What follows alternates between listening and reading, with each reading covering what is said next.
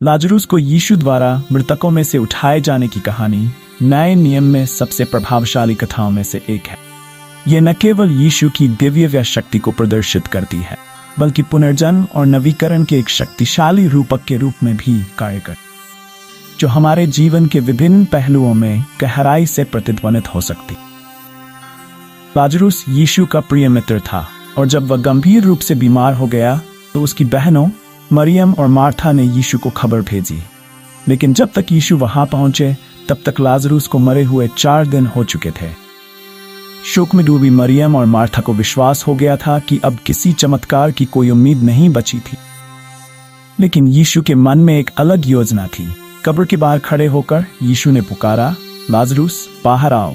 और सबके आश्चर्य के लिए लाजरूस कब्र से बाहर निकला, कफन में लिपटा हुआ, जीवित। यह चमत्कारिक घटना सिर्फ लाजरूस को जीवन में वापस लाने के बारे में नहीं थी, यह विश्वास की शक्ति और आशा के वादे का प्रमाण थी, यहाँ तक कि सबसे अंधेरे समय में भी। यह कहानी हमें अपने स्वयं के रूपक मौतों के बाद जीवन की संभावना पर विचार करने के लिए प्रेरित करती है। यहाँ मृत्यु का अर्थ किसी रिश्ते का अंत, नौकरी का खो जाना या व्यक्तिगत असफलताओं से जूझना हो सकता है।